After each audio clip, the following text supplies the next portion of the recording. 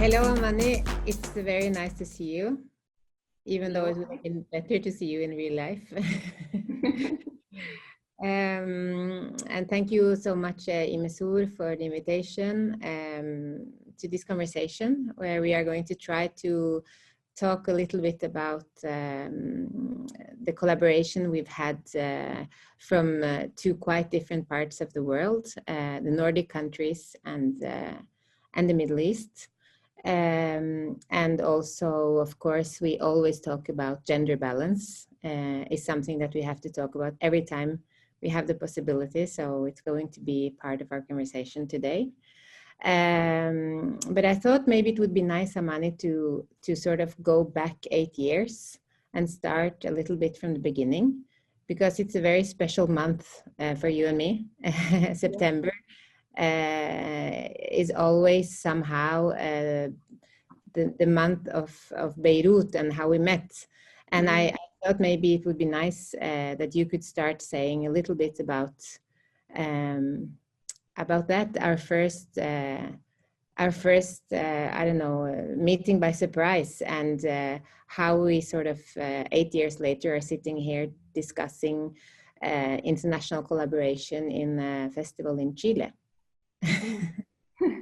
I think we, like 8 years ago, we never imagined that today will be happening. I mean, to be sharing publicly what we have experienced. Okay, today is and it's the anniversary of our first meeting back in Beirut 8 years ago. And at the time I was working in the music industry with 3 other men. They were Khalid Yassin, Hani Sablini, and Ziad Fayed. And we had like a small production company. We were doing some concerts and some managing tours for independent artists. And when Khalid proposed for us to produce a concert for OK World, the project that Boogie Wasseltoft had created, and Alexandra was a big part of it at the time, and Khalid was one of the musicians. So we were supposed to produce a concert, a series of workshops, a concert for the refugees. And for us, it was an exciting project and the first experience with the international music scene in a way, because we used to work with Tunis, with Jordan, but not with Europe that directly. So we took our chances and we started planning. It was on the workshop started on the 2nd of September. The first concert for the refugees was on the 5th, and the concert for the audience was on the 7th. So it was a full week of concerts and music with the musicians from all over the world in Lebanon. And this is how we met the first time, Alex and myself. I think I picked you up at the airport, no? Yes. I think so. With all and it's been a very, I would say, a very special meeting, because it was not at all the plan for Oslo World or to become a festival sort of partner in the Middle East. We run a festival in Oslo every year, and we have done that for 27 years. And we run other festivals in Norway, and we have had several collaborations with international both partners and other festivals abroad, but we had very little knowledge about the scene in the Middle East, and it's also a very under-communicated music scene in a way, and industry, because it's been hard times in the region, and it's been also a scene that is not very much developed for the international eye. So I was not really aware of the treasures that we found, not only in Beirut, but through the collaboration with you. We started to discover the scene in Egypt, in Tunis, in North Africa, in the whole Middle East, North African region. So for me, it was in a way to go there just for a very quick week, where the main focus we had was the war in Syria and all the sort of challenges that we were facing on the security level for our musicians, and sort of making sure everything was safe somehow, or as far as we could. It was somehow our main concern. to go, record, film, and leave, you know. And then when we left, we never left somehow, you know. So this was the start of the search of what can we do in the region, how can we, no, I wouldn't say help, you know, because it's not the privileged Scandinavian countries coming out to help, but it was more a situation of exploring possibilities of exchange and collaboration, and it has been an incredible journey. No? Yes, definitely, of course.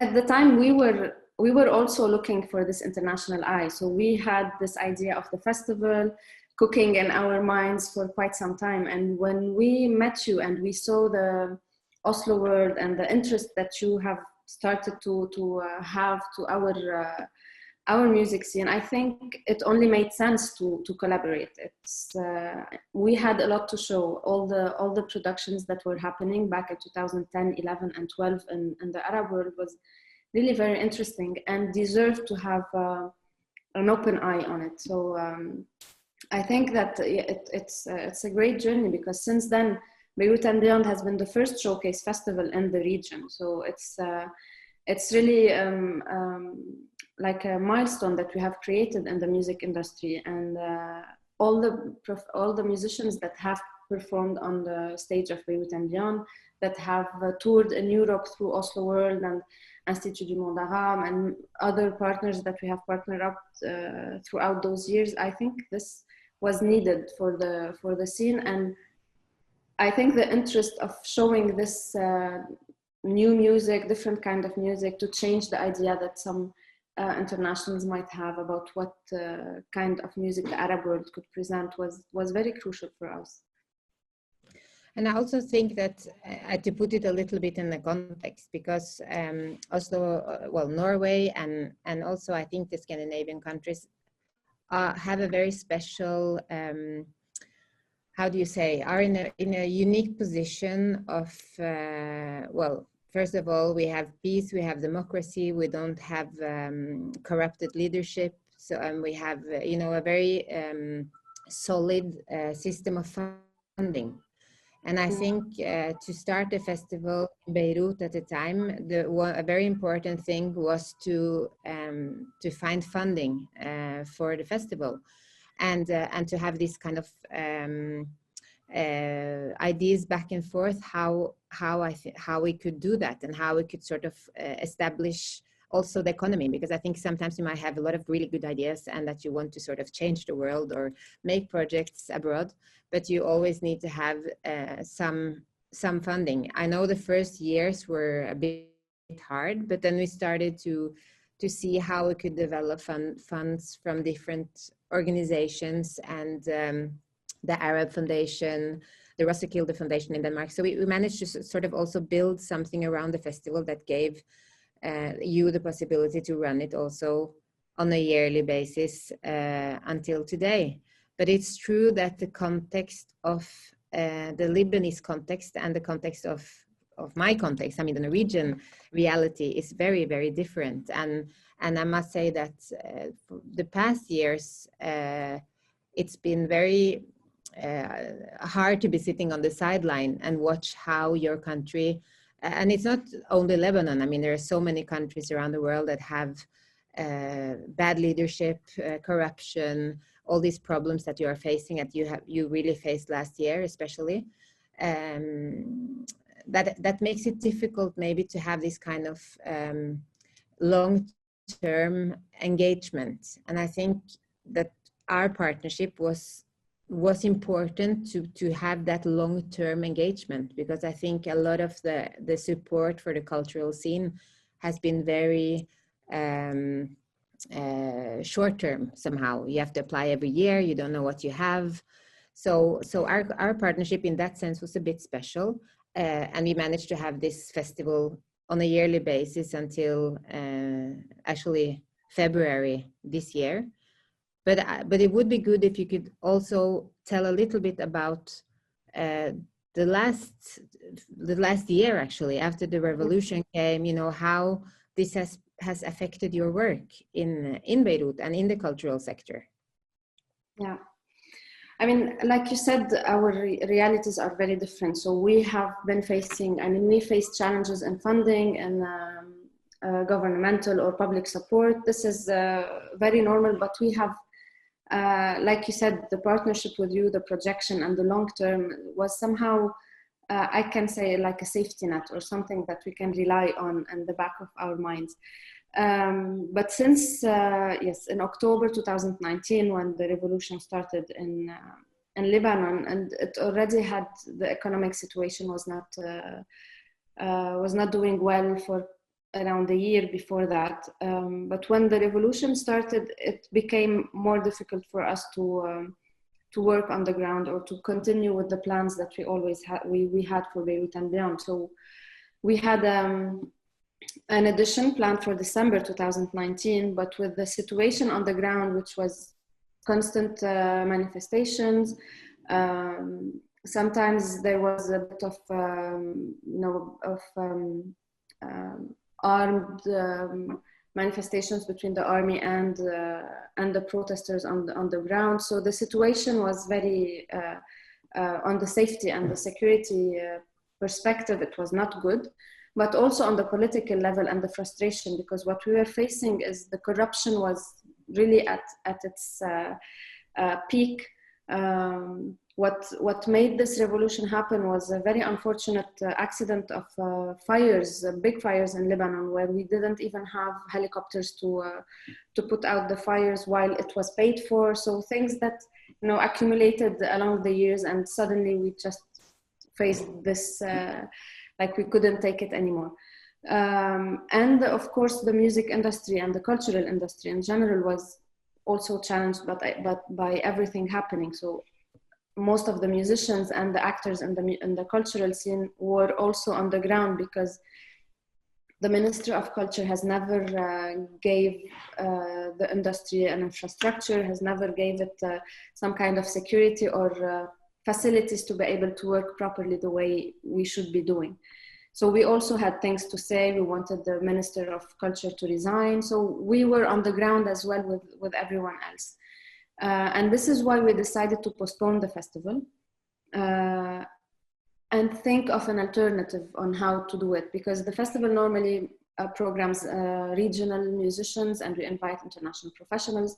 But at the time we felt that the need and the urgency is to have a focus on the Lebanese scene, because since October it was inactive. Musicians didn't have any proper income at the time.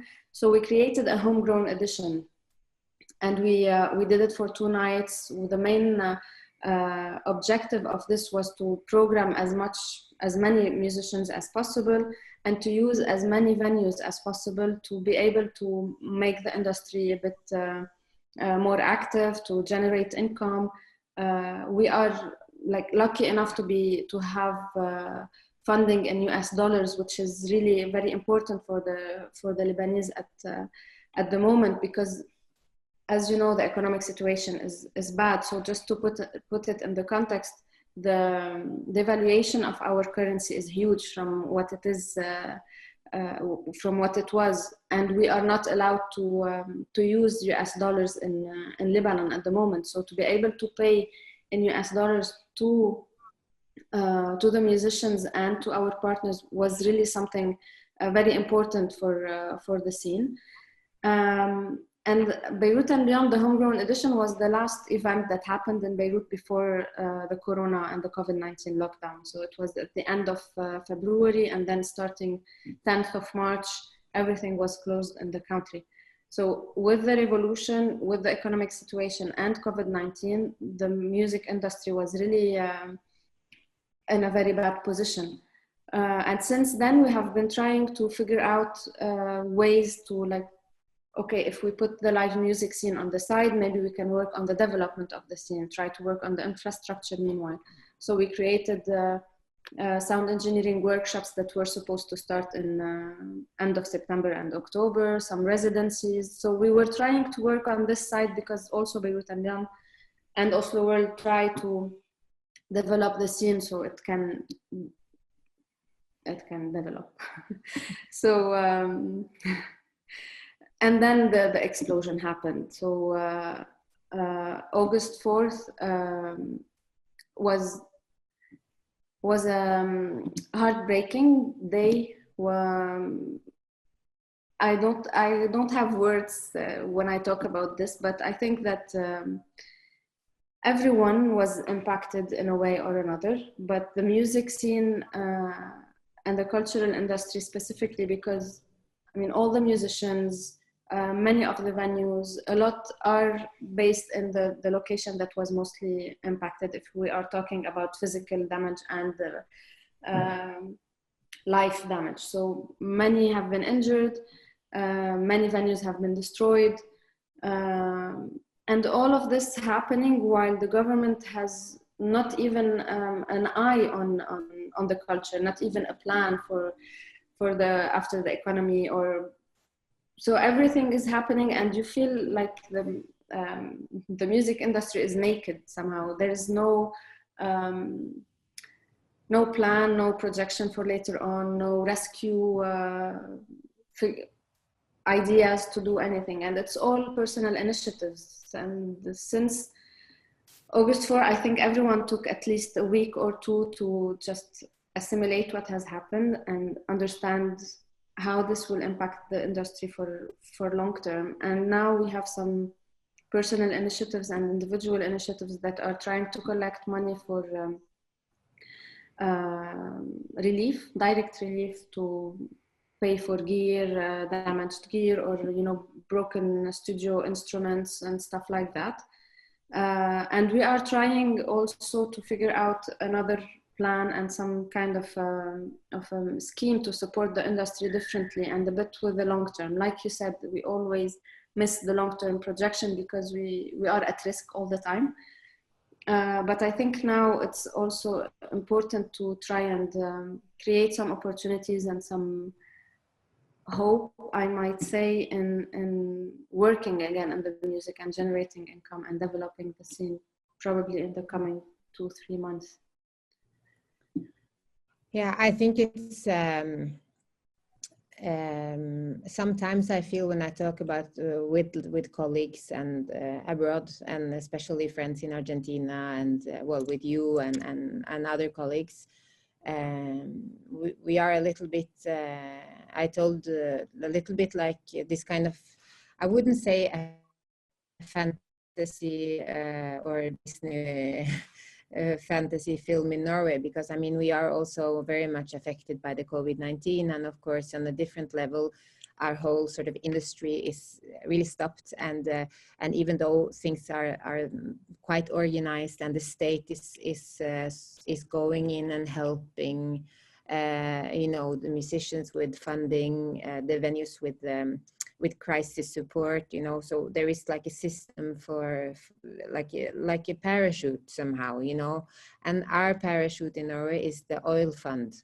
I mean, we are a country with oil, so now the government is thinking, now we are in this very big crisis, and the oil fund is starting to be used now on very many levels, because we have almost not had any unemployment in Norway in general, and now we've had a lot of very fast unemployment, and so, but still it feels a bit when we talk together, it's always my first reflex is that how can we continue working in the Middle East and being a resource for our partnerships abroad, because I feel that for Norway or for Oslo World, it's a responsibility that we have.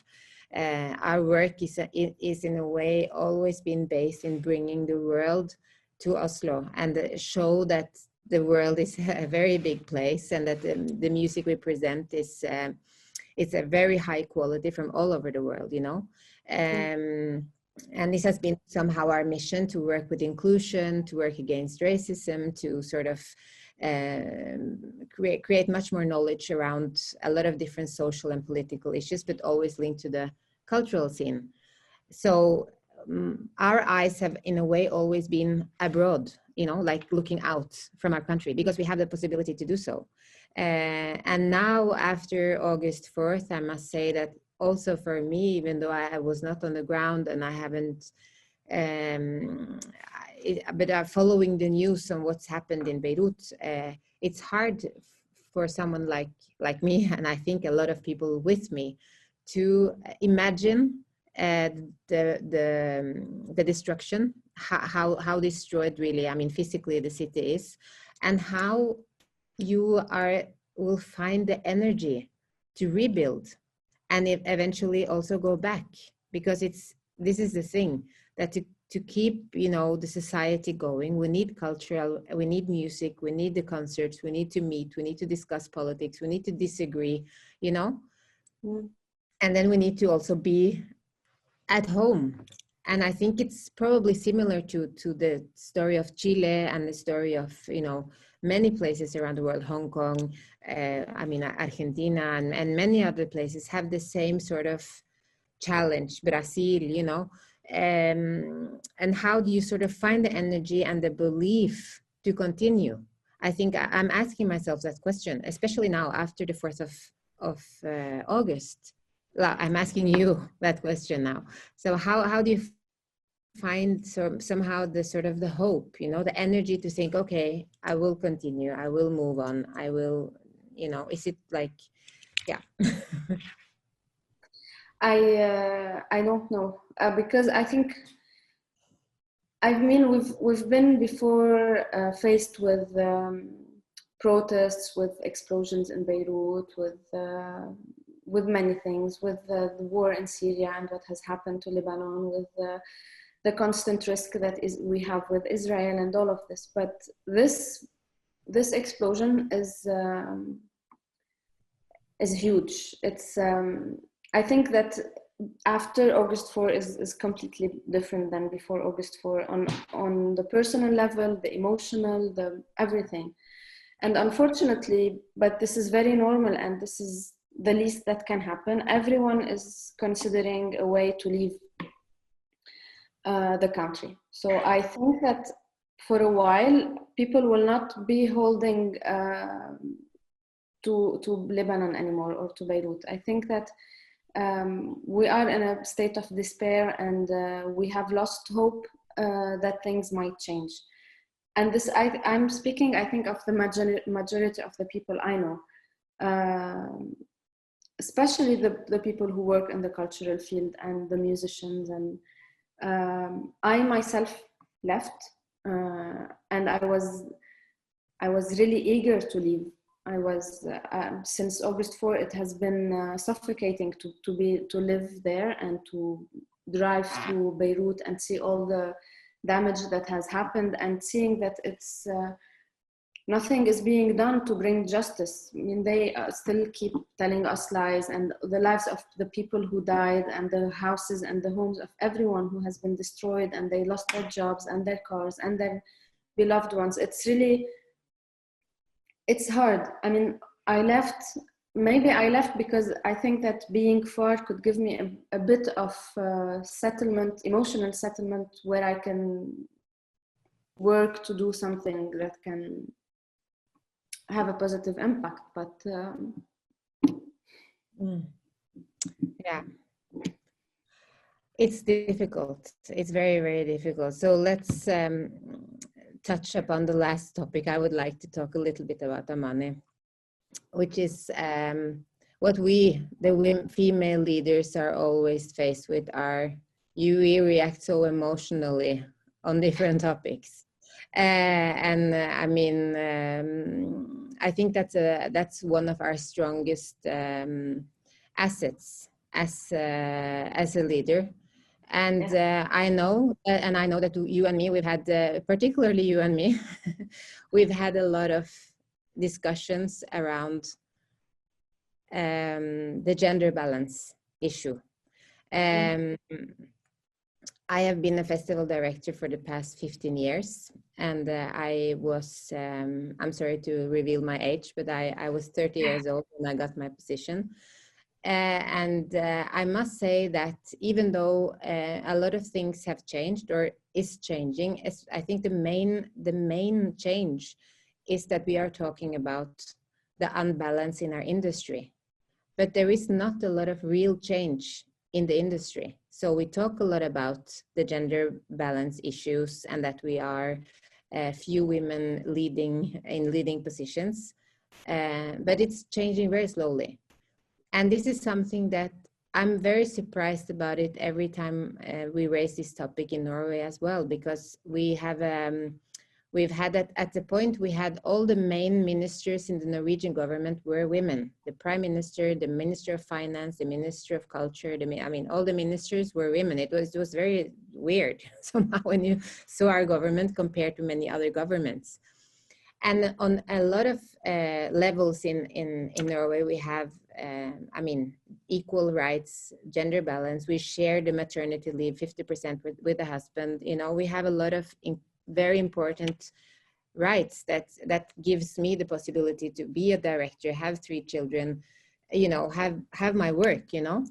Mm. Still in our industry is very unbalanced, also in the Scandinavian countries. And I would like to just for you to tell us a little bit how it is for you to be a woman in your environment, and how, like, some of the struggles you've had for the past years as a director of the festival, what you have been through somehow. Already in Lebanon, most of the festival directors, of the music festival directors, are women, but they are normally the wives of politicians, or, you know, connected to politicians somehow. So the politicians would give them that side of things, but that doesn't mean that it's a balanced industry, not at all. But yes, I think it is a global issue, not only in the Arab world or not only in Lebanon, because we are a lot of women who are working on the ground in the music industry, but still we are, what I have been facing is, you know, somehow lack of trust, because I'm a woman, or somehow, you know, they expect less from a woman leading a festival, or making decisions, or running a team, or doing funds. So I think it can be felt in small details of comments of musicians around us, or other directors, or leaders and decision makers in the scene or the industry, and on higher levels of the rules and the laws and those kind of things. But I also, I mean, what we have faced as a woman in the music industry is one thing, and the other thing is to find female musicians to perform in Beirut and beyond has always been a challenge, because we don't have enough women musicians, female musicians who want to go far and pursue their career that far. So it's not, the industry doesn't give them the luxury of doing many things at the same time, of being maybe a wife and a woman and a mother, and at the same time pursuing a career in the music field, or anything else. I mean, it's very challenging for a woman to be here. And plus, in all addition to that, she will be faced with, she will face racist comments sometimes, or diminishing comments from other male musicians. And this is, we are trying our best, like we always talk, and try to change this. We have signed the Key Change pledge, and we are trying to reach the 50-50. The sound engineering workshop that was planned was only planned for women engineers. So this was something also to work not only on the workers or on the artists, but also on everyone, from technicians to anyone who could be involved in this industry. But I think we need to, it's a long run. I mean, it's not something that we will have baby steps, but it will take time to reach what we ideally want, and in the minds and the culture of people around us, be it in the Arab world or elsewhere. I think that just to sum up our conversation, because I think we have to end now. I think that when we started in Oslo World to make our Excel sheet, you know, it became so clear, and it's maybe something that is everyone should do, because I mean there is always the argument that we cannot find enough women, and I think that you are partly right in your part of the world, because there is a different sort of, it's somehow a younger industry, and the focus on gender balance is a bit different than in my reality. But what I do is that we try always to program our seminar program, delegates program, and of course the music program with our Excel sheet, saying, okay, now we have too many male bands, now we need to balance with, and then we need to look for it and search and find it, you know.